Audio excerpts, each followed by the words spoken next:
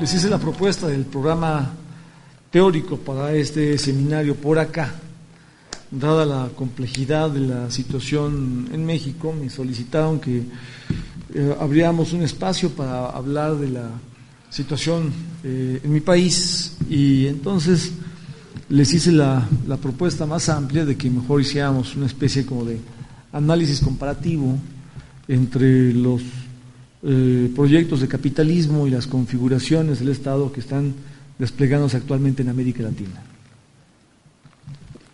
Por eso es que esta charla bien podríamos llamarla Capitalismo necropolítico y proyectos de Estado en América Latina. Para acercarse a explorar la actual situación de América Latina, si se hereda el mirador Bolívar Echeverría, me parece que el punto de partida imprescindible tendría que ser la compleja crítica que Bolívar funda a la tendencia de la mundialización capitalista. Y allí identificar su conceptualización crítica sobre la historia contemporánea, sobre la historia moderna, que es sumamente innovadora justo porque se niega a reducir el capitalismo a una sola configuración. Jamás trata de manera homogénea el capitalismo, no lo ve como un sistema histórico que tiene una sola modalidad, un solo modo de ser, no lo reduce a una sola configuración, sino también, como veíamos hoy en la mañana, siempre reconoce Bolívar Echeverría, formula, plantea que lo que está sucediendo en la marcha de la historia capitalista es un proceso en situación.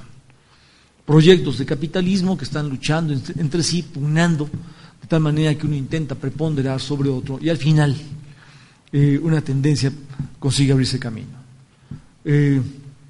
Si nos acercamos desde esta comprensión al mirador de Bolívar Echeverría, podríamos decir entonces que su fino planteamiento para evaluar la aportación de Horkheimer en el Estado autoritario tiene dos consecuencias de primer orden. Quisiera de entrada sintetizarlas para desde ahí luego pasar a la discusión sobre los proyectos de Estado en América Latina y esto que llamo el capitalismo necropolítico. En primer lugar, habría que decir que cuando Bolívar evalúa esto que llama una especie de manifiesto político de la Escuela de Frankfurt, así le parece que podría subtitularse el libro de Horkheimer, Estado autoritario, Bolívar insiste en que la concepción de Horkheimer es una concepción que va a contrapelo de la concepción de Hannah Arendt, lo que tiene consecuencias no solo para entender la posguerra, sino en general para entender toda la historia del capitalismo del siglo XX. El modo en que Hannah Arendt entiende el totalitarismo resulta interesante porque lo que Hannah Arendt está haciendo es hacer converger al nazismo alemán y al estalinismo ruso como dos modalidades aparentemente polares, pero más bien convergentes de un mismo fenómeno histórico, el totalitarismo. Una forma de Estado que hace valer la violencia política para llevar a cabo el dominio total del sistema de convivencia, para decirlo de modo sintético. En Hannah Arendt, lo interesante de su intervención es que tanto hacia Occidente como hacia Oriente se consigue identificar la presencia del totalitarismo. Y en este sentido es que su formulación en su libro sobre el totalitarismo resulta atractiva, resulta un referente ineludible en la polémica internacional. Pero el gran problema en la intervención de Hannah Arendt consiste en que en verdad ella está leyendo la historia del capitalismo del siglo XX desde el mito del progreso. Para Hannah Arendt es la mundialización capitalista una marcha que lo que trae consigo es el progreso económico, la tendencia a generalizar el bienestar, y acompaña la dinámica del progreso económico por el progreso político, la tendencia a multiplicar la democracia. Después de la derrota del régimen hitleriano, Hannah Arendt cree que es la modernidad americana, el capitalismo estadounidense, el principal representante del proyecto del progreso. La democracia y el bienestar se van a generalizar si es que la modernidad americana se mundializa. En este sentido es que Hannah Arendt ve al nazismo alemán y al estalinismo ruso como una especie de relámpago que llega a interrumpir la marcha del progreso que significaba la modernidad capitalista. Leer esos dos sistemas políticos como si fueran lo contrario a la modernidad capitalista, como fenómenos que llegan de fuera y alteran la marcha prometedora del capitalismo, ese es el gran problema con Hannah Arendt. Frente y contra Hannah Arendt es que una interpretación como la de Horkheimer en el Estado autoritario es una interpretación sumamente aleccionadora. Es una interpretación que lee la historia del capitalismo del siglo XX al revés. Horkheimer no está creyendo de ninguna manera que el nazismo y el estalinismo sean fenómenos políticos ajenos al capitalismo.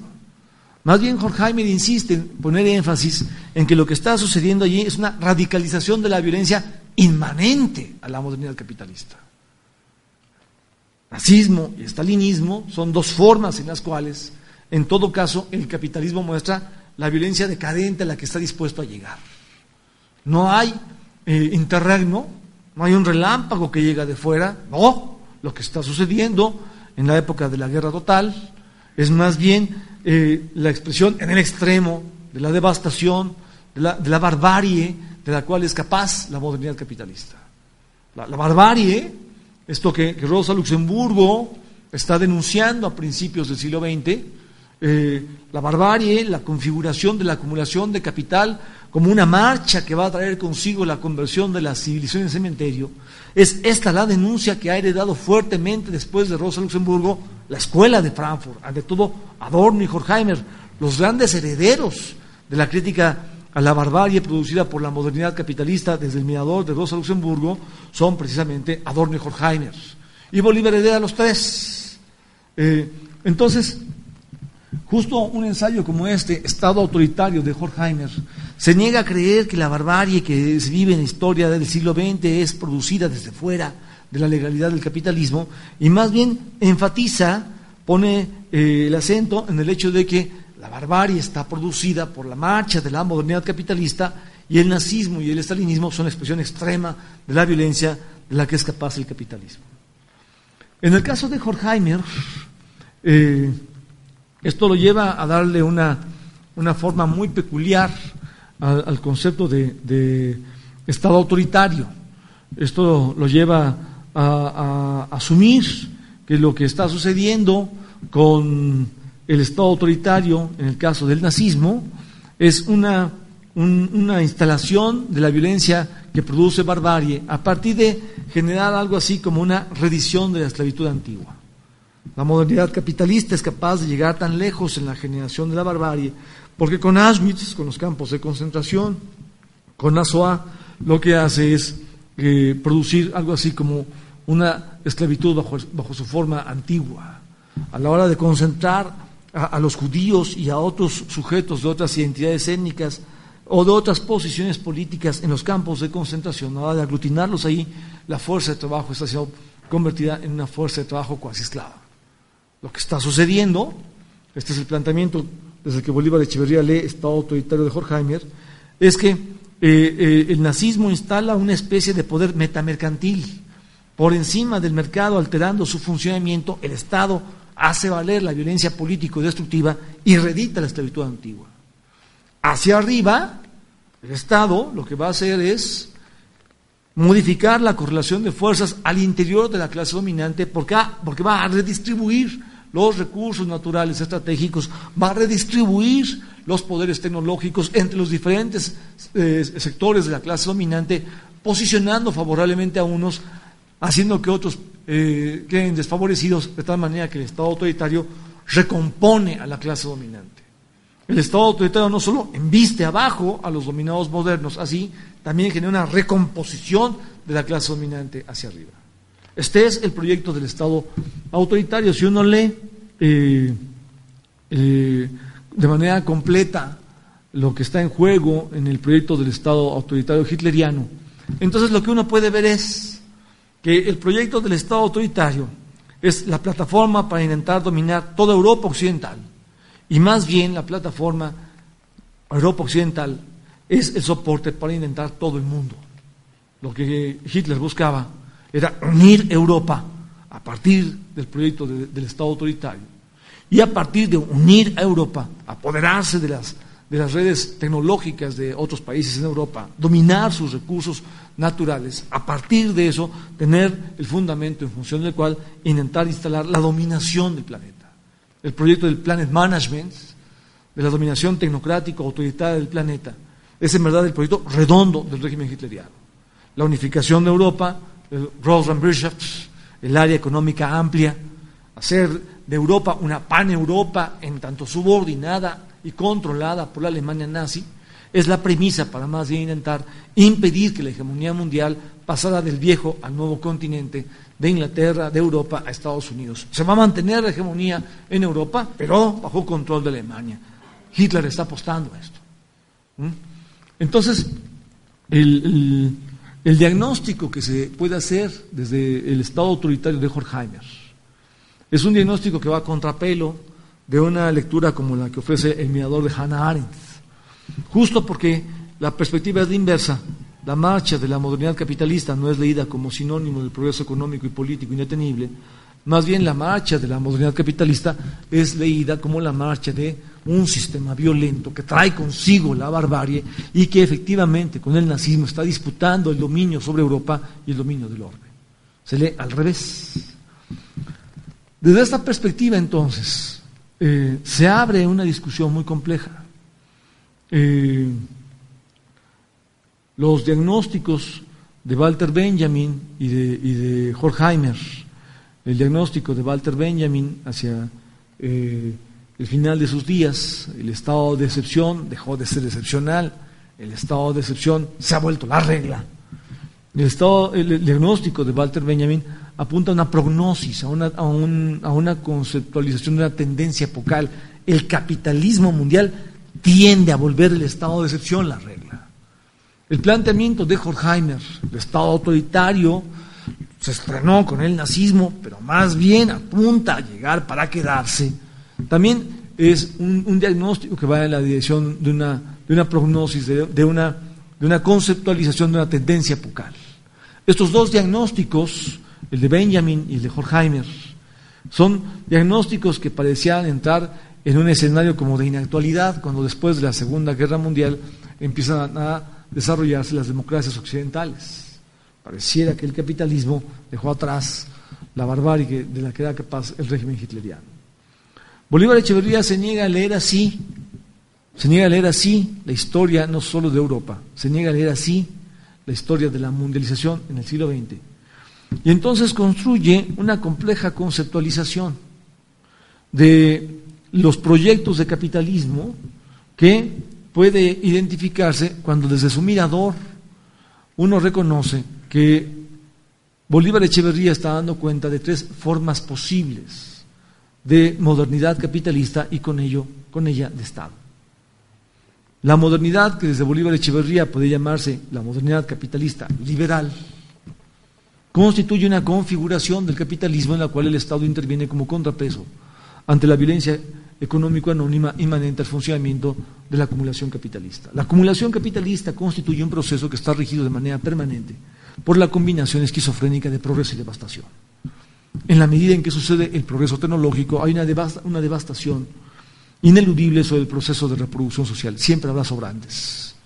No es casual que Marx utilizara el término ejército de reserva, un término traído del argot militar al discurso económico, a la hora de hablar del capitalismo, justo porque lo que está mostrando es que la economía capitalista, la modernidad capitalista, está regida por una especie de guerra civil permanente, de una guerra estructural. Cuando Bolívar Echeverría entonces está dando cuenta de la modernidad capitalista liberal, de ninguna manera cree que el liberalismo sea la alternativa al capitalismo, más bien ve que lo que en verdad en el siglo XX se llamó liberalismo constituye una forma del capitalismo que hace concesiones en la lucha de clases, no por filantropía, sino por control de las clases peligrosas. Hay una afinidad que puede reconocerse entre esta conceptualización de Bolívar Echeverría en torno a la modernidad liberal y un planteamiento como el que hace Wallerstein en su libro Después del liberalismo. Wallerstein dejó muy claro que en el siglo XX lo que definió al liberalismo fue una configuración del sistema político que estuvo regulada ante todo por tres características. Número uno, el liberalismo sí se planteó elevar los niveles de vida, el standard of living, elevar los salarios. Número dos, el liberalismo sí se planteó el ejercicio de sistemas electorales formales, el ejercicio regular de elecciones para hacer que hubiera alternancia en el poder estatal. Y número tres, el ejercicio de una u otra forma de la soberanía nacional. Estas tres características son las que definen al Estado liberal y en general, habría que decir, a la forma liberal de la modernidad capitalista. La modernidad capitalista liberal se utilizó en el norte, pero luego también en el sur, para contener estratégicamente a lo que podemos llamar las clases peligrosas. A principios del siglo XX, con la Belle Époque, la modernidad liberal se utilizó en el norte. Después de la Segunda Guerra Mundial, la modernidad liberal se usó en el norte y en el sur. Al final del siglo XX, el capitalismo abandonó su configuración liberal.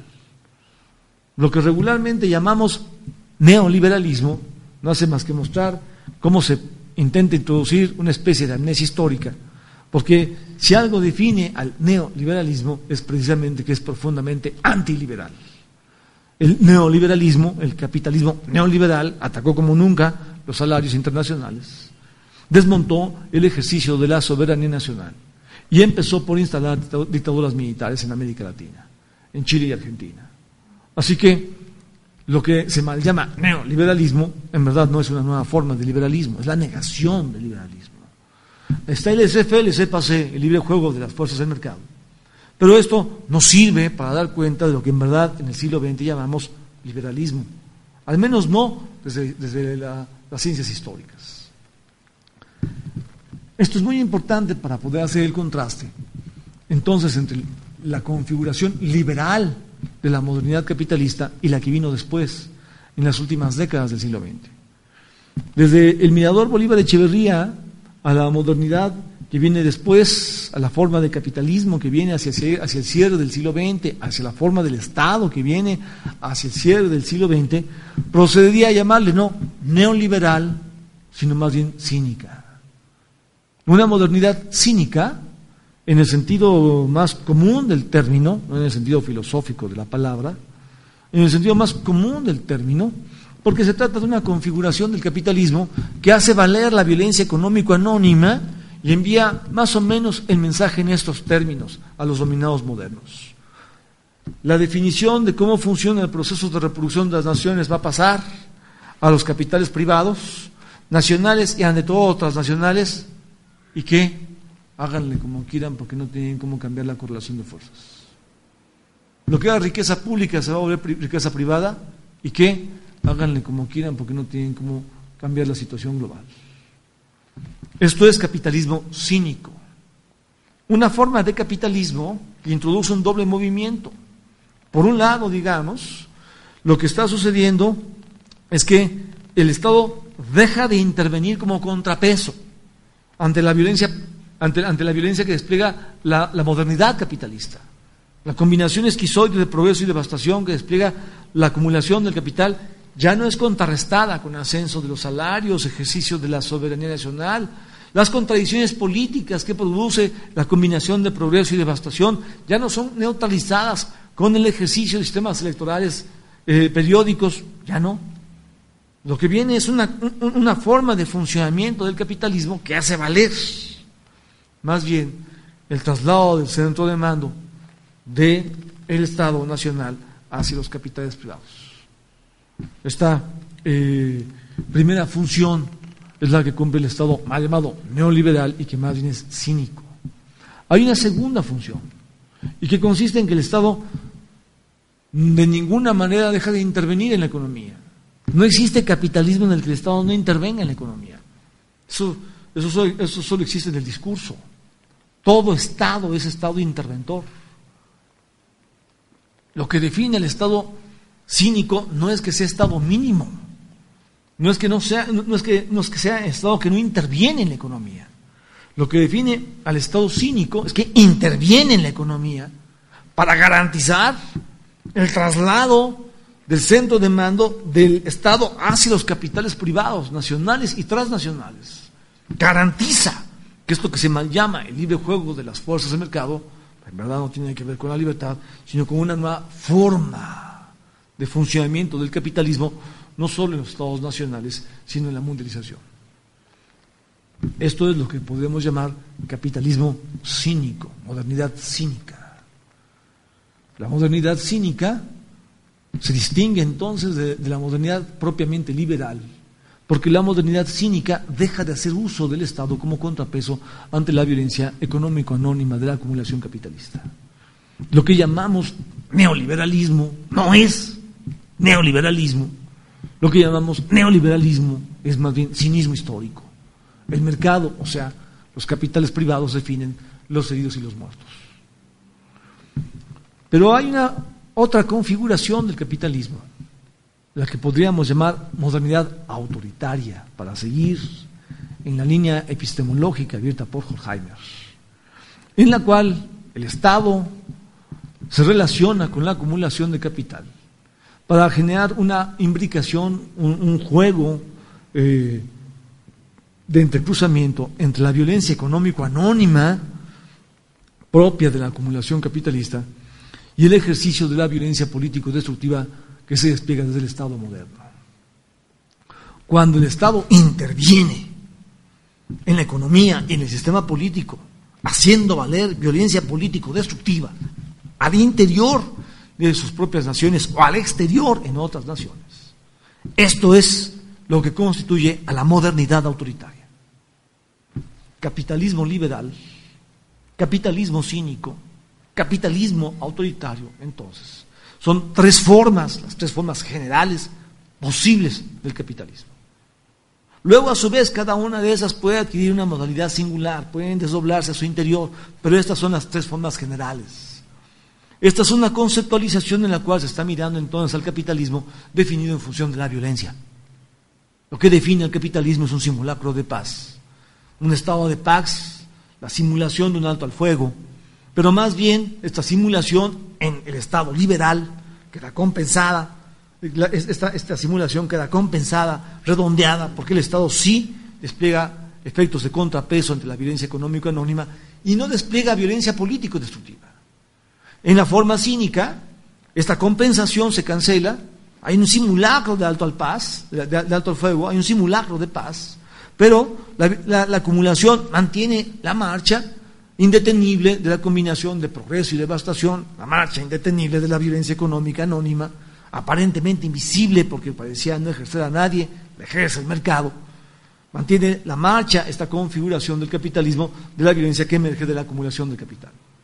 En la modernidad autoritaria, en el capitalismo autoritario, la esencia consiste en que se combinan y complementan la violencia económico anónima y la violencia político-destructiva.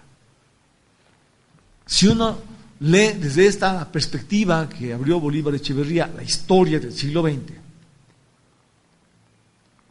entonces uno puede ver que hay proyectos de capitalismo, capitalismo liberal, capitalismo cínico, capitalismo autoritario, que se enfrentan entre sí para intentar uno preponderar por encima del otro y se van abriendo camino más o menos para definir y hacer que uno u otro prepondere en cada fase de la historia del siglo pasado.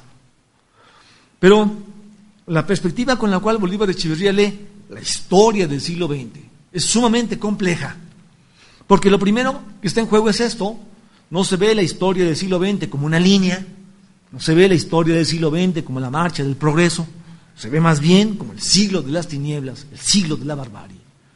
Se ve como el siglo en el cual están chocando proyectos de capitalismo. Se ve como un siglo en el cual de repente prepondera la modernidad liberal, luego la modernidad autoritaria, luego la modernidad cínica. Se ve que hay preponderancias de una u otra forma del capitalismo en cada fase. Pero lo interesante, lo importante, consiste en que este choque está dándole forma al despliegue de una tendencia epocal. Hay una tendencia que rige la marcha de la mundialización capitalista. Y esa tendencia es la que está regida por lo que Bolívar Echeverría llama el tren secular de la renta tecnológica. Si uno mira la marcha de la mundialización capitalista, entonces lo que uno tiene que reconocer es que el ejercicio de las relaciones de poder en la economía planetaria es un ejercicio que está enfrentando a los estados metropolitanos con los estados periféricos para sustraer de ellos un tributo, el tributo que debe rendirle la periferia a la metrópoli por el monopolio que ejerce en torno a la tecnología de vanguardia. Ese tributo es el tributo que se paga a través de la renta tecnológica, una transferencia de riqueza desde la periferia hacia la metrópoli por la supremacía que detenta en la estructura de poder técnica a nivel mundial. Al revés, los estados periféricos integran ciertas barreras defensivas que los obligan a conformar un doble monopolio defensivo. Un monopolio defensivo, por un lado, sobre sus recursos naturales excepcionalmente ricos, su petróleo, su gas, su biodiversidad, sus recursos minerales. Por otro lado, el monopolio sobre su fuerza de trabajo extremadamente barata.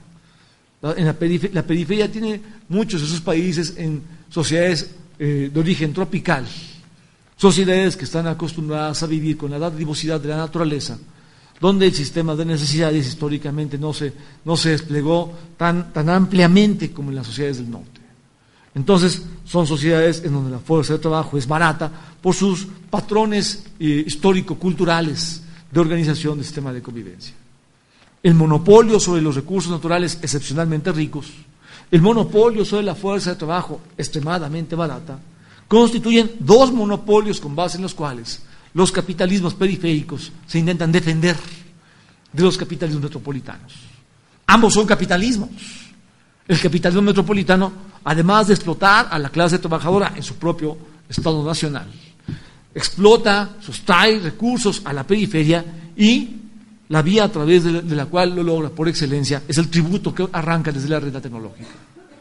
Los capitalismos periféricos son capitalismos, pero se constituyen como tales defendiéndose de los capitalismos metropolitanos, resistiendo a la renta tecnológica a partir de estos dos monopolios defensivos. Esto los hace entonces hacer uso de lo que Bolívar Echeverría llamaba la renta natural.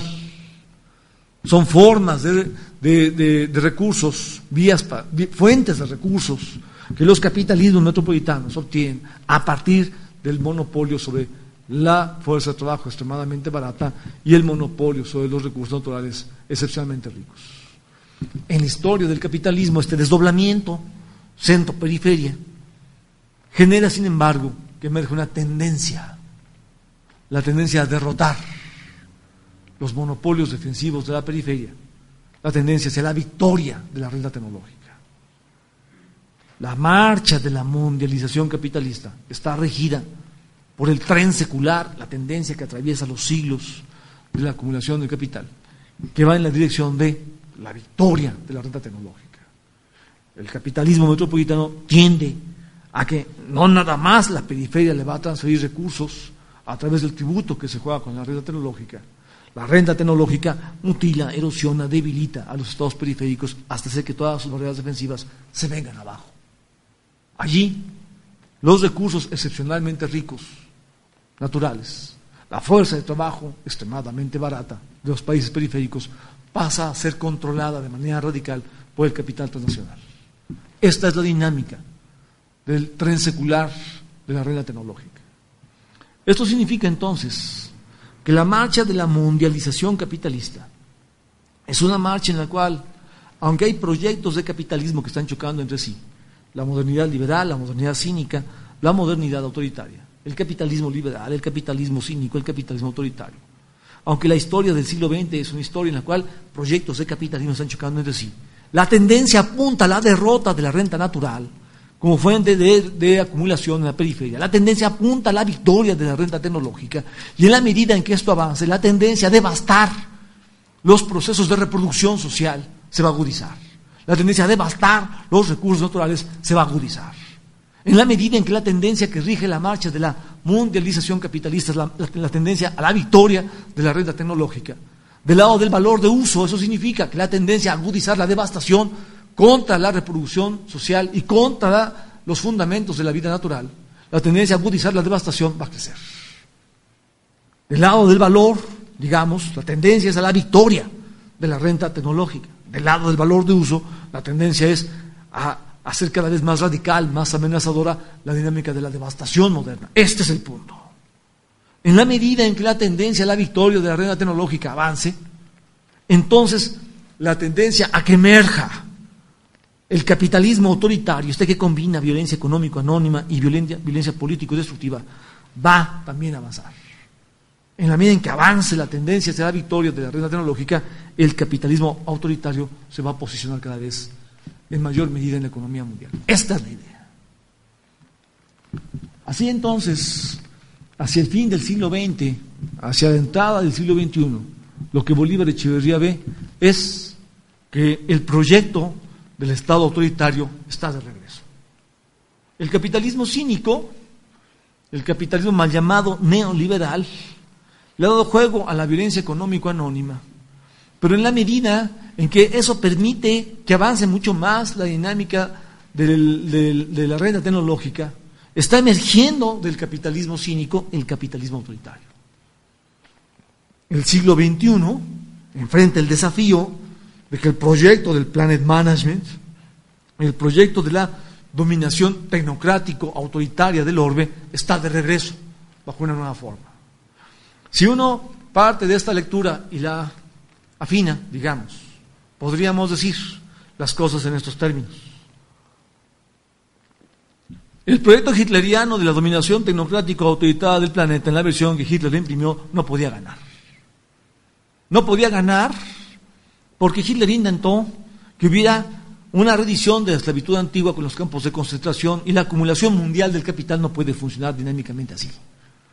Para que la acumulación mundial del capital funcione dinámicamente, necesita que la fuerza de trabajo se mueva no solo al interior de las naciones, sino en el mercado mundial, siguiendo las inversiones que más van buscando dónde está ascendiendo la tasa de ganancia.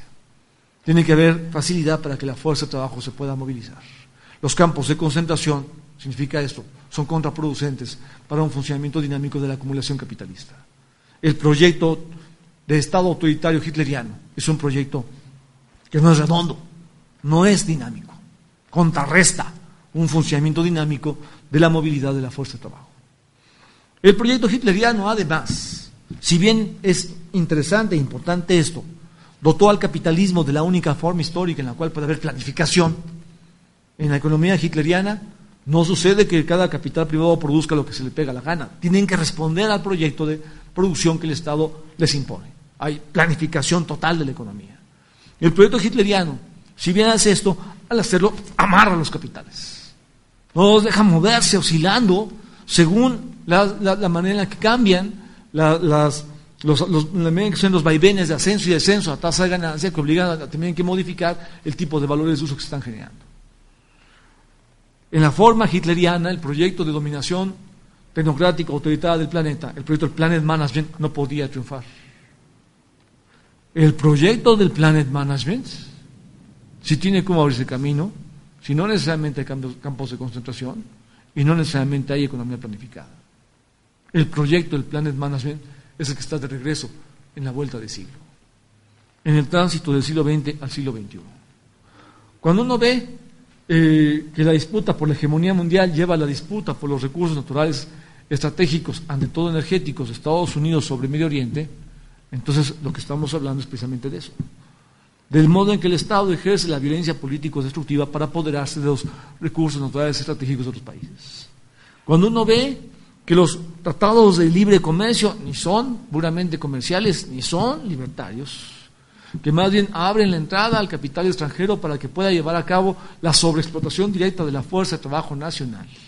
Entonces lo que ve es que los estados periféricos pierden capacidad para resistir ante la ofensiva del capital transnacional y se abre a una dinámica de explotación y sobreexplotación de su fuerza de trabajo por el capital extranjero.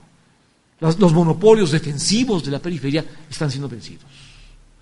Si uno da el paso que sigue, entonces, desde aquí, lo que debería decirse es que la tendencia a la victoria de la renta tecnológica va acompañada por la tendencia a fundar una nueva forma de subordinación centro-periferia. Partiendo del mirador Bolívar Echeverría y buscando dar adelante ese paso, es que entonces yo construí, junto con Julio Volvinic, desde diferentes puntos de partida, pero finalmente convergentes, el concepto de subordinación global. México, lamentablemente, quizás es el prototipo por excelencia en la mundialización capitalista del siglo XXI, el prototipo de lo que significa la nueva forma de subordinación centro-periferia, la subordinación global.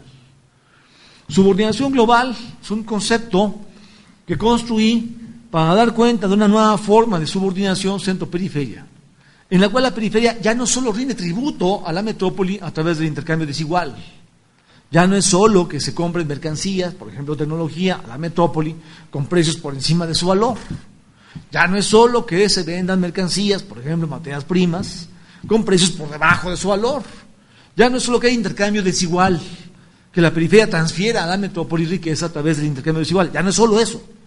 Tampoco ya nada más es que haya tributo que se rinde a través de la deuda externa, que la relación del capital financiero internacional sobre los países periféricos transfiera a la metrópoli riqueza a través del pago de la deuda, de los intereses de la deuda, del servicio de la deuda.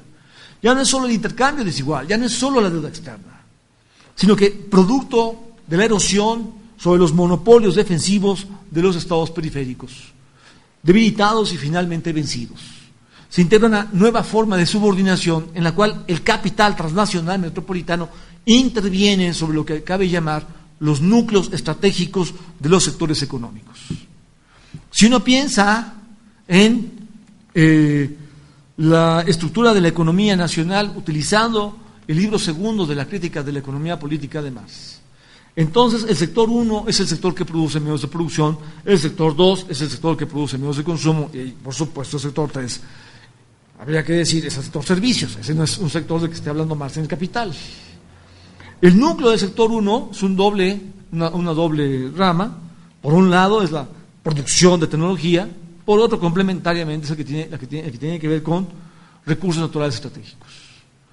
En el caso de México, lo que puede verse es que desde finales de los 80, pero claramente a partir del Tratado de Libre Comercio, México, que jamás fue la gran maravilla en la producción de tecnología, entró en la peor crisis de su historia en la generación de tecnología.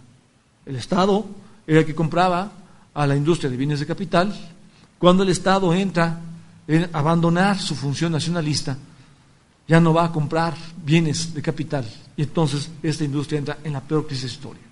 Esto quiere decir, no solo que se abandona el proyecto de intentar producir desarrollo tecnológico propio, esto quiere decir que se embarca el país en el proyecto de una dependencia tecnológica estructural. No hay propuesta para rebasar la dependencia tecnológica. Se admite y México se integra a los corredores de la revolución tecnológica que la acumulación capitalista estadounidense está desplegando. El núcleo del sector 1 está intervenido. El núcleo del sector 1, energía, es un núcleo que se ha tardado mucho en acabar de dominar, pero que empezaron a dominar claramente desde los 90.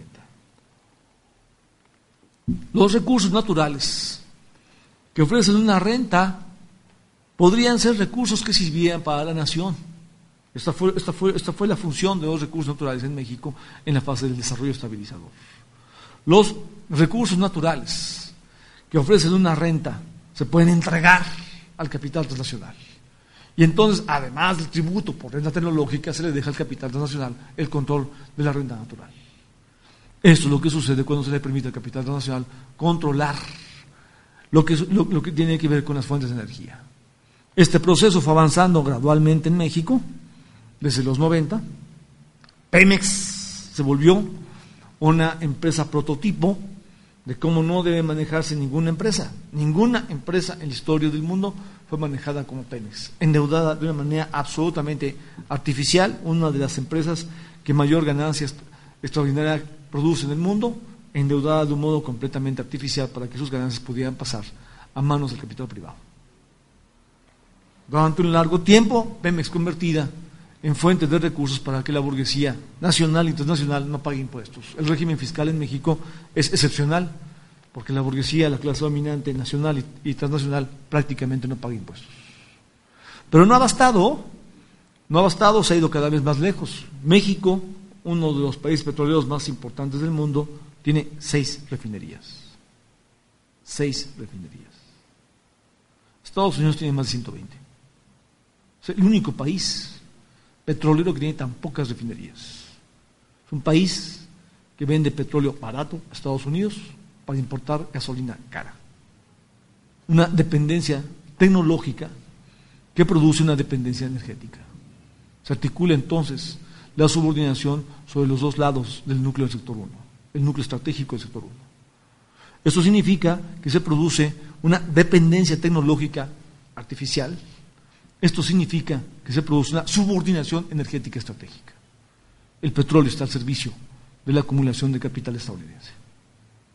Ya era así, en la medida en que hay una desindustrialización estratégica de Pemex. Ya era así.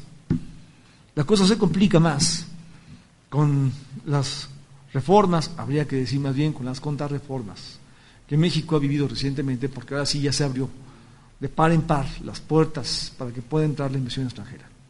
Ya el capital extranjero puede encargarse directamente de la exploración y de la explotación del petróleo y del gas.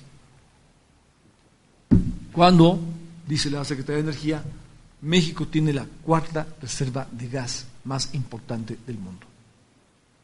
Esto es el dominio del núcleo estratégico del sector 1. En lo que concierne al sector 2, producción de medios de consumo, el núcleo del sector 2, por supuesto, es la producción de alimentos. La producción de alimentos constituye uno de los ejes fundamentales para el funcionamiento de la reproducción social de la nación. Ahora tenemos que México, el país cuna del maíz, depende ampliamente de la importación de maíz de Estados Unidos, además transgénico. La tasa de dependencia alimentaria de México por Estados Unidos está producida sobre la base de una pinza. Abajo hay un desfinanciamiento estratégico del campo. Arriba hay una apertura estratégica a la entrada de los alimentos importados, ante todo desde Estados Unidos. Esta pinza produce una dependencia alimentaria artificial pero estratégica. Así como hay una desindustrialización artificial pero estratégica en el núcleo del sector 1, hay una dependencia artificial pero estratégica en el núcleo del sector 2. Lo que significa que la alimentación de la nación se vuelve un canal de acumulación con ganancias extraordinarias para el capital transnacional. El país cuna del maíz tiene actualmente más o menos una tasa de dependencia alimentaria de 40% respecto a Estados Unidos, y el Departamento de Agricultura de Estados Unidos calcula que esa tasa puede llegar a ser del 70% para el 2030. El núcleo del sector 2, la producción de alimentos, es un núcleo que le interesa mucho al capitalismo estadounidense subordinar cuando despliega sus proyectos de dominio sobre otros países. Porque cuando dominas la alimentación de otro país, lo doblas cuando quieres. Si no quieren hacer lo que les dices, les dejas de vender alimentos y vas a ver cómo se pone el conflicto interno. En la disputa por la hegemonía mundial, en la subordinación centro-periferia, la subordinación de la reproducción alimentaria de otra nación es estratégica. No es casual que China, digamos, en otra pie de página, esté comprando tierras en América Latina, habiendo tantos chinos y no alcanzando el territorio chino para producir arroz, intenta dotarse de tierras para producir su propio arroz y no depender del arroz de Estados Unidos. China se ha negado a comprarle tanto arroz a Estados Unidos porque sabe lo que está en juego si te entregas a la subordinación alimentaria por Estados Unidos. Claro que entonces eso lleva a una subordinación sobre América Latina que China intenta ejercer. Entonces, resulta muy importante percibir que en la dinámica de la subordinación global, el capitalismo metropolitano apunta a dominar los núcleos estratégicos de los sectores económicos, apunta a dominar la producción de tecnología, apunta a dominar los recursos naturales estratégicos, apunta a dominar la producción de alimentos. Lo que sucede es un desfinanciamiento, insisto, en la producción rural interna y una apertura a la importación de alimentos. En un libro muy interesante que elabora Michel Chossudovsky, Globalización de la pobreza, él subraya que el primer país en el que esta forma de subordinación se estrenó y se redondeó fue Somalia. El hambre en Somalia, a finales del siglo XX, no es un hambre producida porque no hay alimentos. En el mercado nacional había alimentos, fundamentalmente importados. Lo que sucede es que hay desfinanciamiento estratégico del campo, importación de alimentos caros, y habiendo alimentos en el mercado, hay hambre. Eso es lo que sucede hoy. El mundo hoy tiene múltiples Somalias. Esta forma de subordinación es la que produce múltiples Somalias. Todo empezó en Somalia, pero Somalia está en muchos lados. El núcleo del sector 3 es doble, también igual que el del sector 1. Por un lado es el que tiene que ver con la banca, por otro lado es el que tiene que ver con educación. La banca, si funcionara en acuerdo a un proyecto de desarrollo nacionalista, tendría que ser una banca de desarrollo. Sería el manejo de los recursos financieros para impulsar el desarrollo económico nacional con perspectiva estratégica. La educación, si funcionara en términos nacionalistas, tendría que estar enmarcada en generar una fuerza de trabajo juvenil altamente capacitada que pudiera contribuir al desarrollo tecnológico y económico nacional. En la subordinación global, la banca se interviene para hacer que la banca sea fundamentalmente una banca extranjera transnacionalizada. No es banca de desarrollo, es banca de consumo y se ofrecen tasas de interés altísimas por tarjetas de crédito para consumo. Se impone así una enorme transferencia de recursos desde la periferia hacia la metrópoli, hacia los estados de origen de los bancos transnacionales. En el caso de México, Banamex en verdad es una sucursal de Citigroup. De Banco de México no tiene nada. Y cuando se trata de la educación, entonces lo que puede verse es que la juventud es abandonada. El grueso de la juventud no entra en la formación universitaria, porque el proyecto es tener ante todo una fuerza de trabajo juvenil funcional a la maquila, o francamente que se queden en el desempleo, a ver qué hacen y que se rasquen con sus propias uñas. En el caso de México es una masacre, porque de cada 10 jóvenes en edad de cursar la educación superior, 7 entran, 1.7 a escuelas públicas, 1.3 a escuelas privadas.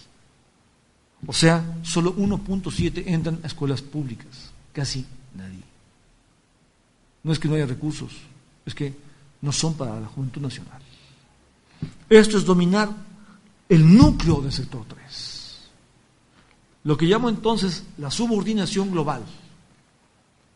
Acabo de poner el ejemplo a juego de México.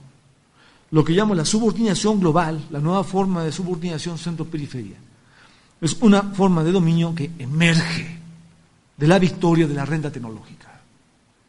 Cuando el tributo que se cumple a la renta tecnológica a través del intercambio desigual, cuando el tributo que se cumple a la metrópoli a través de la deuda externa, termina llevando a un escenario en el cual los estados periféricos son vencidos, ya no solo debilitados, y se abren finalmente a la dominación del capital transnacional.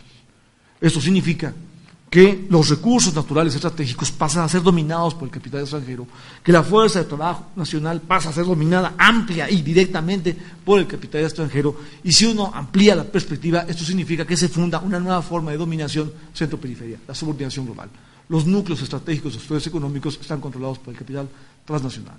Es instalar la plataforma de una forma de dominación de largo plazo. Eso es México.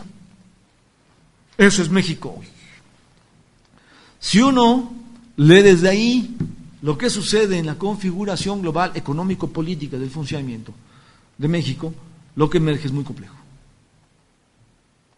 Entonces deberíamos decir que lo que se instala son diferentes formas de acumulación por desposesión.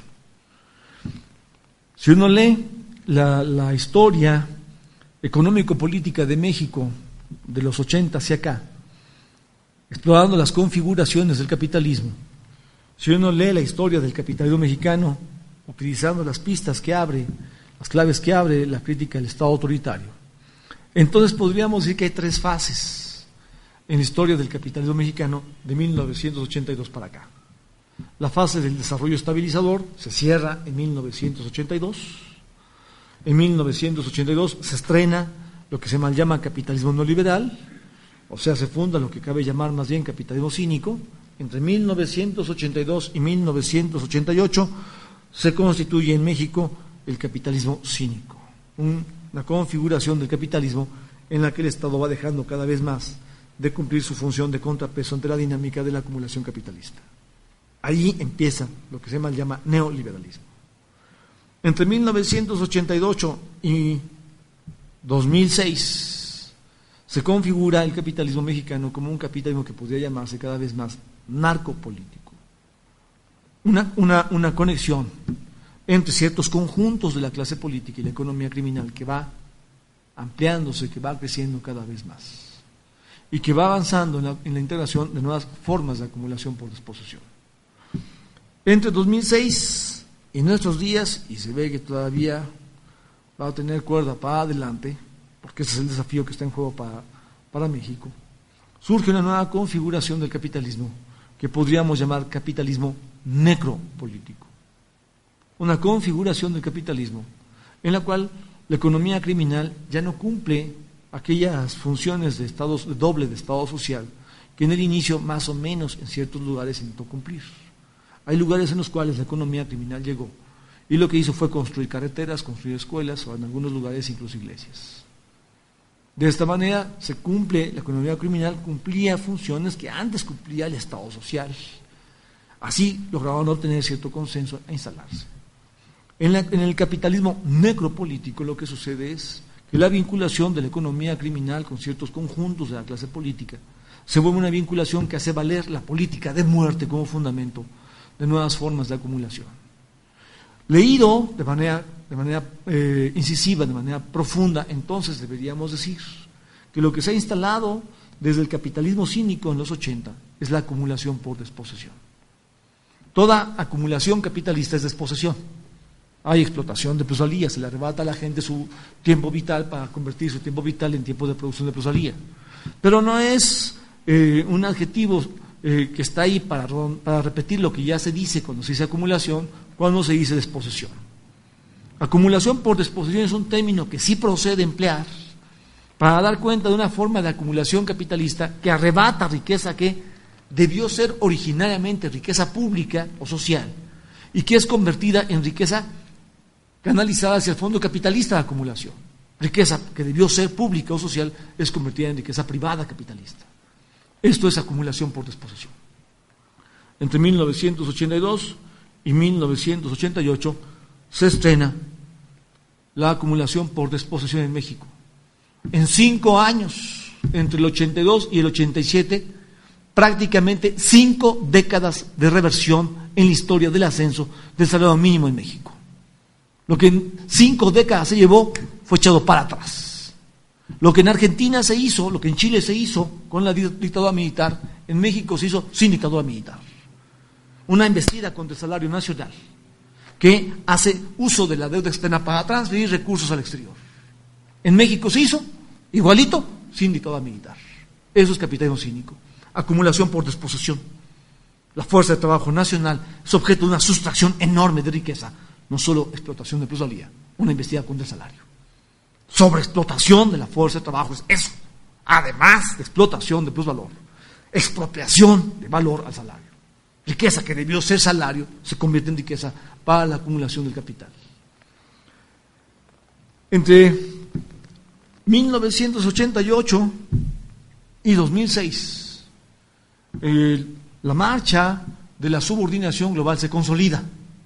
Es allí donde los núcleos de los sectores, los núcleos estratégicos de los sectores económicos se despliega hasta sus últimas consecuencias, casi hasta sus últimas consecuencias, porque faltaba acabar de redondear el dominio sobre el núcleo energético del sector 1. Eso lo acaban de lograr apenas recientemente. Entre 1982 y el año 2006, lo que se redondea es la subordinación global centro-periferia, la ofensiva sobre los núcleos del sector 1, sobre el núcleo del sector 2, sobre el núcleo del sector 3, y el México de antes cambia de manera radical, cambia de una manera sumamente profunda. El método de medición de la pobreza de Julio Volvini resulta el método más avanzado que hay en América Latina. No lo digo porque sea mi amigo, lo digo porque realmente pienso eso.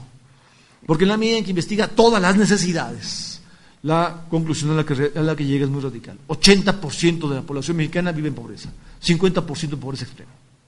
A la hora de entrar en la discusión de pobreza, sí importa tener cómo medirla, porque eso depende de qué se va a hacer. El resultado entonces de la instalación de la modernidad cínica en México, el resultado de la subordinación global centro-periferia, uno de sus resultados más dramáticos es la instalación de una pobreza de esta magnitud. 80% del país es pobre. No porque no haya riqueza, sino porque lo que está es una dinámica en la cual México se ha convertido en el prototipo de la nueva forma de subordinación centro-periferia, la subordinación global centro-periferia. Este es el problema. Y de aquí, del capitalismo cínico, de donde salió el capitalismo narcopolítico, del capitalismo cínico, de donde nació la subordinación global centro-periferia. De ahí nace el capitalismo necropolítico, que instala nuevas formas de acumulación por desposesión, y ahí se constituye lo que yo llamo la renta criminal. La renta criminal es una nueva forma de renta. Ya existía antes, pero nunca con esta magnitud. Una nueva forma de renta en la cual se generan ganancias extraordinarias para la economía criminal, sí, por mercado negro de drogas, sí, por trata de blancas, junto al mercado negro de drogas. Ahora, como segundo corredor en la economía criminal mexicana, la trata de blancas cumple un papel muy importante. Pero no solo. Además, surgen nuevas fuentes de renta criminal. Tributo por circulación de personas, si te quieres mover, pagas. Si quieres cruzar cierto territorio ocupado por cierto cártel, tienes que pagar un tributo. Tributo por circulación de mercancías, si quieres tener tu comercio funcionando, debes pagar un tributo al cártel, si no, no puedes vender tus mercancías. Tributo por ocupación de metro cuadrado en casa habitación.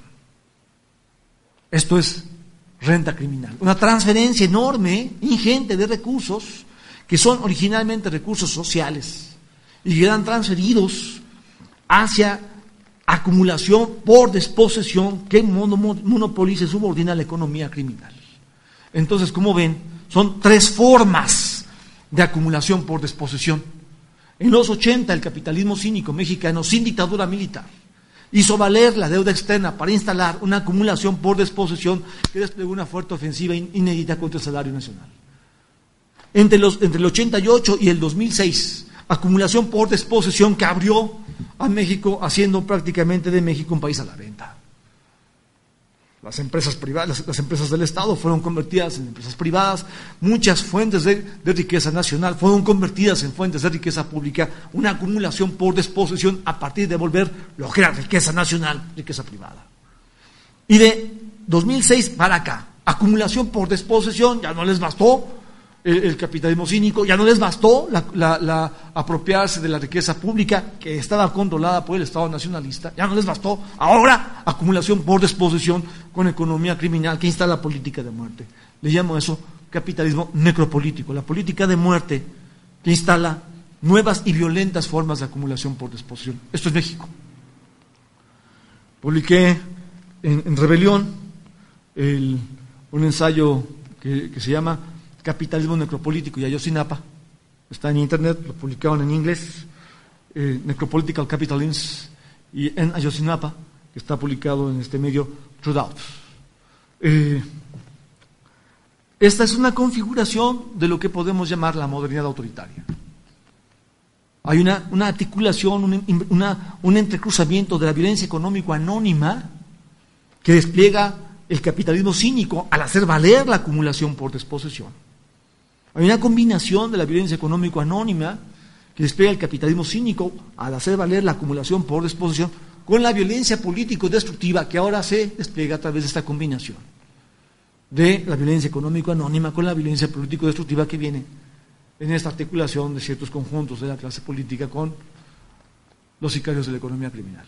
Una nueva forma del capitalismo. Si uno ve entonces desde este mirador lo que sucede en América Latina, lo que emerge es que desafortunadamente las configuraciones más negativas de la dominación capitalista en la región son las que se presentan en Colombia y en México. Y en el caso de México está claro que lo que está ahí en juego es la subordinación global centro-periferia. De los 80 para acá hemos transitado de una a otra configuración de la acumulación por desposesión que ha ido cada vez más lejos. Acumulación por desposesión sobre el salario se estrenó ahí, no desapareció después. En los 80 empieza, pero no acaba después. Acumulación por desposesión de riqueza nacional convertida en riqueza privada. Se transforma las empresas del Estado en empresas privadas. Así es como se produce una recomposición de la clase dominante. Slim surgió allí. Se posesionan burgueses entre los más importantes del orbe, porque se vuelve riqueza nacional, riqueza privada. No se detuvo en el 2006, sigue adelante ese proceso. Y luego de 2006 en adelante se consolida algo que no empezó en el 2006, que empezó desde antes, pero que ahí claramente se acaba de estructurar. El capitalismo necropolítico hace valer la acumulación, desposesión y la renta criminal como una fuente dinámica de nuevas formas de acumulación capitalista. La política de muerte, la política de terror, hace que el país esté lleno de fosas. Ayotzinapa solo es la ventana a un problema nacional. Rosa, tiene razón una persona como Elena Poniatowska. Ayotzinapa recuerda a Auschwitz. Ayotzinapa recuerda a Auschwitz porque efectivamente se trata de tratar a un cierto conjunto como si fuera población sobrante y luego simplemente no solo desaparecerlos, sino de pulverizarlos. Al menos respecto de uno de los jóvenes de Ayotzinapa está claro eso. El riesgo es que haya pasado con todos los demás. Nunca en la historia de México un fenómeno así. Desde la guerra sucia en México se desaparece gente, nunca a plena luz del día 43, nunca de tal manera que termina en esa tragedia. Entonces, lo que está en México es sumamente complejo, porque tiene que ver con una configuración de la modernidad autoritaria, en la que se está entrecruzando la violencia económico-anónima y la violencia político-destructiva. Y en esta articulación el capitalismo adquiere una nueva forma, capitalismo necropolítico le llamo yo. Este es un concepto que construí buscando dar el paso que sigue para descifrar la forma específica del capitalismo mexicano una vez que ya se le discute como modernidad autoritaria. Si uno contrasta entonces con los demás proyectos de capitalismo y de Estado en América Latina, podríamos decir que hay una modernidad liberal en otros estados en América Latina.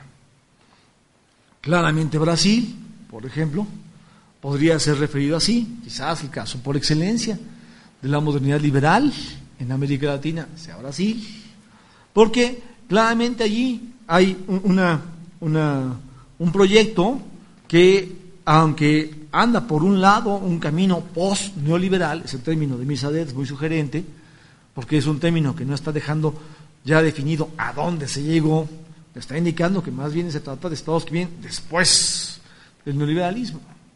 Aquí hay una configuración post-neoliberal, pero Brasil ha intentado recuperar la disputa por cumplir su función de subimperio regional.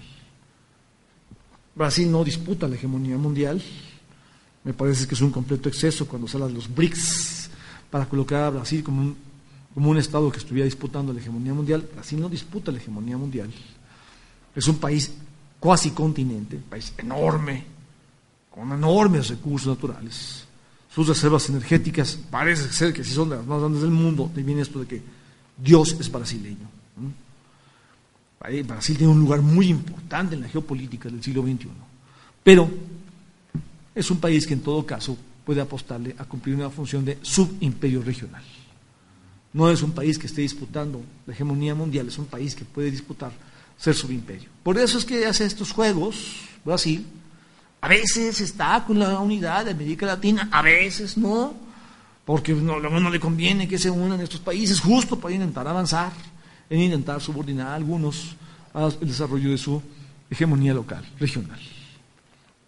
Esta es una forma de modernidad liberal que a veces se comporta con el Estado cumpliendo funciones de contrapeso ante la violencia económica anónima, de la acumulación capitalista, a veces no, especialmente cuando se trata de su relación hacia afuera, pero también hacia adentro, juega, porque se trata de una modernidad liberal en la cual lo que está en juego es este proyecto de Estado subimperial, de capitalismo subimperialista. Los proyectos de Estado contrahegemónico son los que podemos efectivamente encontrar en Venezuela, en Bolivia, en Ecuador. Y entonces aquí es muy importante insistir en que lo que está sucediendo es una dinámica por principios de resistencia ante la tendencia a la victoria de la renta tecnológica.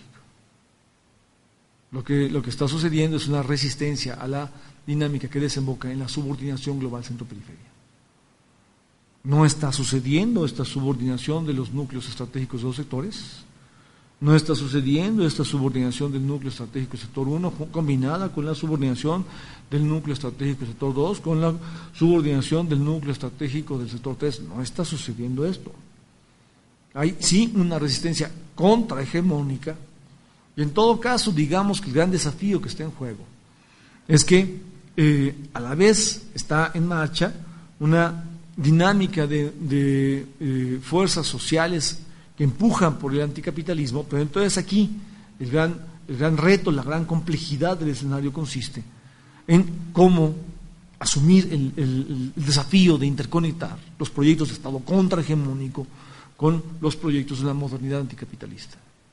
En el marco de la crisis global capitalista del siglo XXI, en el marco de la tendencia que tiene el capitalismo del siglo XXI a reeditar el Estado autoritario por todas partes, es muy importante evaluar desde un análisis comparativo, contrastando las respuestas que se están dando en América Latina. No es lo mismo la subordinación global centro-periferia, no es lo mismo la acumulación por desposesión que llega hasta el capitalismo necropolítico, el caso de México, que el proyecto de la modernidad liberal con perspectiva, con proyecto de Estado subimperial. No es lo mismo eso que los proyectos de Estado contrahegemónico con líneas de resistencia anticapitalista en Venezuela, Ecuador y Bolivia. Lo que Bolivia está haciendo es en verdad ejemplar. Este pequeño rincón del mundo está ofreciendo lecciones sumamente importantes. El mero proyecto del Estado plurinacional boliviano es aleccionador. Aunque Evo es aymara, no hace que el Estado plurinacional dote a la etnia a la que él pertenece de preponderancia en el Estado. Todas las diferentes etnias tienen idéntico estatus de legitimidad. Hay etnias que tienen dos familias enormes, pero dos familias. Todas tienen la misma representación en el Estado plurinacional. Todas las etnias tienen la misma representación. Un ejemplo de democracia. Un ejemplo de democracia muy de avanzada es lo que está ahí en el proyecto del Estado plurinacional boliviano. Muy fuerte. Es el intento de construir acuerdos. El intento muy serio de construir acuerdos. Donde el proyecto de Estado contrahegemónico se intenta asumir acuerdos con los movimientos indígenas abajo, con los movimientos étnicos abajo. Muy serio es eso.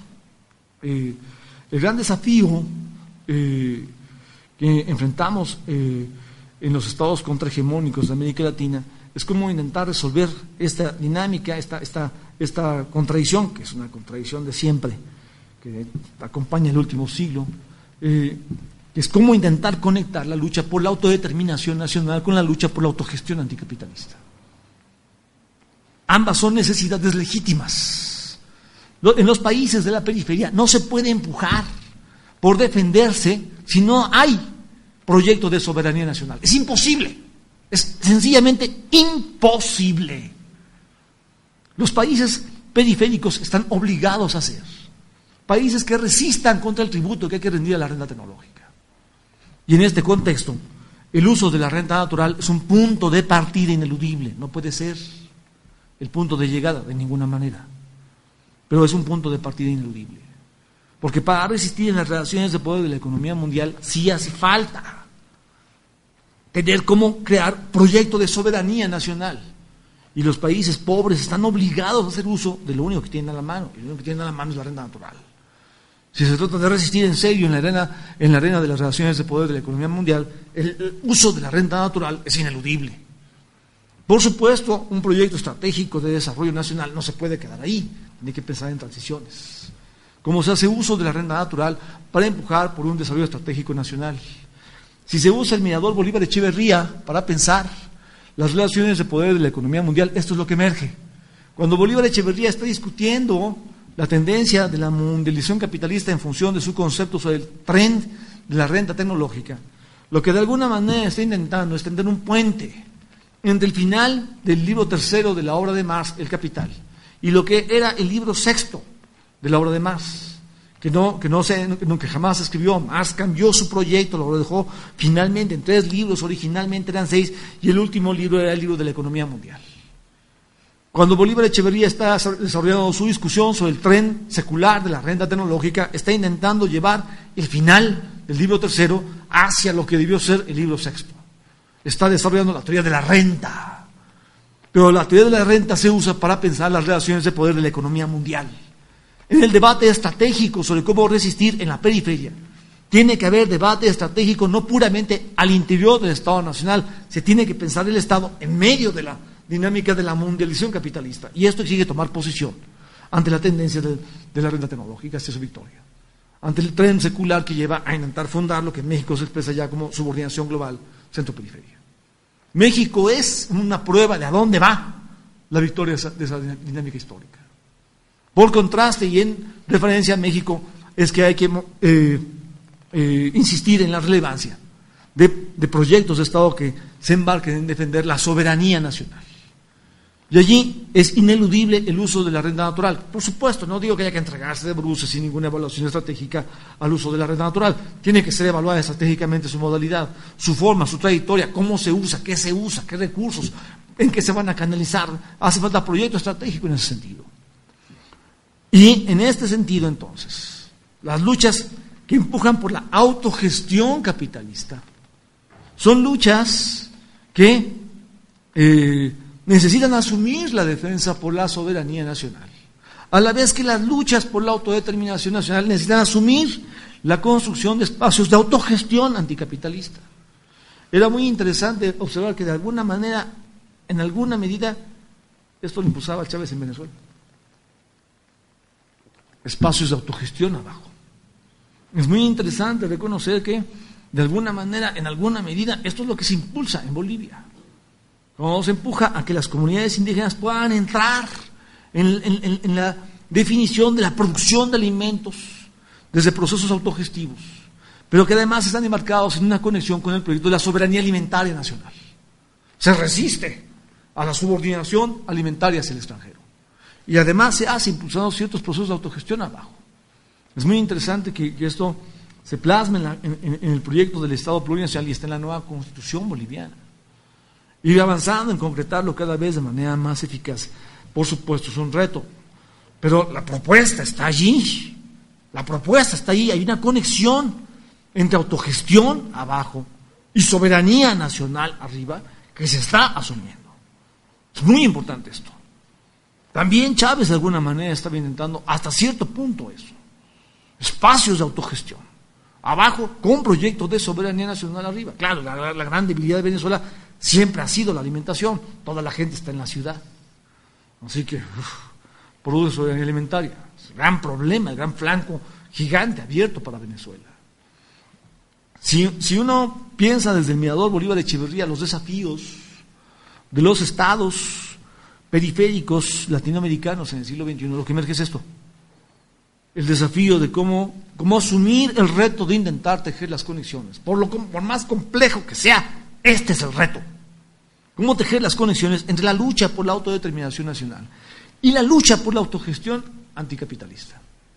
Si esta lucha se vuelve simplemente bifurcación, en el marco de la dinámica que tiene la dinámica de la mundialización capitalista, a la rendición del Estado autoritario, si esta lucha se vuelve simplemente bifurcación, habrá un debilitamiento de ambas luchas, tanto de la lucha que disputa la autodeterminación nacional como de la lucha que disputa la autogestión anticapitalista.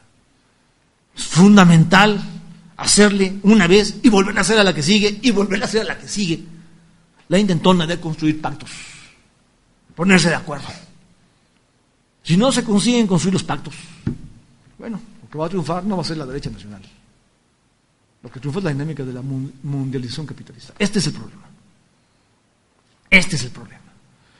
Por eso me parece que siempre es muy importante saber valorar lo que pasa en Ecuador, Bolivia y Venezuela, en contraste con lo que pasa en otros proyectos de Estado en América Latina. Cuando se contrasta con México,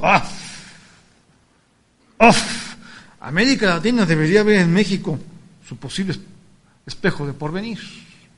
Es eso a lo que no se debe llegar. Felizmente digo, porque es muy complejo lo que está en juego ahí, en México empieza a surgir un bloque histórico.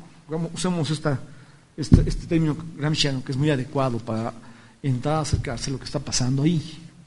Felizmente en México está surgiendo un bloque histórico, porque es esta conjunción, esta mezcla de los más diversos actores sociales, lo que está emergiendo a juego de protestar contra lo que pasó en Ayotzinapa. Un bloque histórico que estrena un nuevo tipo de lucha en la historia política nacional. Yo he definido lo que está sucediendo con la lucha para protestar por Ayotzinapa como el estreno de la primera lucha nacional contra el capitalismo necropolítico. Esto nunca había existido en la historia de México. Es muy importante esto. La única ocasión que recuerdo que hubiera marchas en las cuales participaba un abanico tan abierto de actores sociales fue la ocasión en la cual se hicieron las marchas para protestar por los bombardeos a las comunidades zapatistas.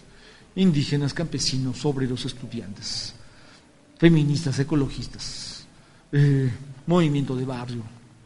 Lo más diverso estaba allí protestando por lo que estaba sucediendo. Así no. Ahora sucede algo similar, un abanico muy abierto, al cual van no solo estos mismos, campesinos, indígenas, obreros, estudiantes, van católicos y hasta monjas, familias con sus hijos, padres o madres con sus niños tomados de la mano, participando en las marchas para protestar por lo que sucedió en Ayotzinapa. Entonces, un bloque histórico de los más diversos actores sociales, un bloque muy plural, está en gestación. El proyecto de ese bloque sí es un proyecto que está empujando por luchar contra algo que es inadmisible, el capitalismo necropolítico. El país está lleno de fosas. América Latina debería ver allí el riesgo de su futuro y negarse a que el futuro sea eso. Pero, por supuesto, esto no quiere decir que las cosas se queden como están. Digo que el gran desafío, el gran reto, si se piensa en términos estratégicos, para los lugares en los cuales se están construyendo alternativas, es el de cómo hacerle para atender los puentes, los pactos, la comunicación entre el proyecto de la lucha por la autodeterminación nacional y el proyecto por la construcción de la autogestión anticapitalista. El único lugar del mundo en el cual se están construyendo opciones actualmente es América Latina. Las alternativas no se están construyendo en África, las alternativas no se están construyendo en Asia. Lo que parecía la alternativa, la primavera árabe, muy rápido se vino abajo, terminó en guerra civil y dictadura. Muy rápido se vino abajo. Lo que está pasando en América Latina es extremadamente relevante porque es aquí donde están intentando construir alternativas. Ahora intentan saltar en ciertos lugares en Europa, pero donde cuaja como proyecto de Estado es acá. Si no asumimos este reto, creo que la amenaza que tenemos encima es sumamente profunda. Esto no quiere decir que no haya que discutir críticamente los proyectos estratégicos. Hay que hacerlo, pero hay que hacerlo buscando tener claro cómo funciona la relación de fuerzas, las relaciones de poder en la economía mundial. Armando Bartra lo dice de una manera poética, me gusta cómo lo dice Armando, cuando dice, bueno, los gobiernos nacionales tienen como destino siempre volar bajo. Los movimientos sociales vuelan alto y están convocados a hacer poesía para cambiar el porvenir. En la medida en que los estados nacionales tienen que asumir las necesidades globales, luego les toca jugar el papel más complicado, donde más contradicciones se juegan. En la medida en que los movimientos sociales están abajo, tienen que intentar asumir las necesidades nacionales. Un movimiento que lucha por la autogestión anticapitalista solo puede apostar a ir en serio, si va a apostar por asumir las necesidades nacionales. Solo allí es que podrá intentar tener una posibilidad del porvenir. Entonces me parece que el mirador Bolívar Echeverría tiene muchas lecciones que dar para pensar la América Latina del siglo XXI. Estas formulaciones que estoy haciendo ahora son formulaciones que tienen una clara influencia de la discusión que Bolívar Echeverría desarrolla a partir de heredar los planteamientos de Rosa Luxemburgo. Esta discusión sobre la relación entre reforma o revolución es una discusión que estaba ya en Rosa Luxemburgo. Rosa Luxemburgo escribió este ensayo maravilloso para polemizar con Bernstein. La respuesta de Rosa a Bernstein es muy compleja. Rosa no dice rechazo a la reforma. Rosa dice, cuando la reforma es un sustituto que cancela la revolución, entonces la reforma está bloqueando el porvenir. Este es el proyecto de Bernstein, de la socialdemocracia europea.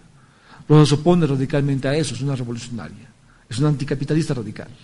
Pero siendo ella una anticapitalista radical, no dice Rosa Luxemburgo, siendo Rosa Luxemburgo una anticapitalista radical, jamás dice Rosa Luxemburgo no a la reforma. Rosa Luxemburgo dice, las reformas tienen que ser medidas en función de la revolución, como momentos de la revolución. La revolución no puede ser el no a la reforma, es cambio a las formas del capitalismo para abrir mejores condiciones al proceso de reproducción social de las naciones, para integrar espacios de autogestión, abajo en términos políticos o abajo en términos económicos.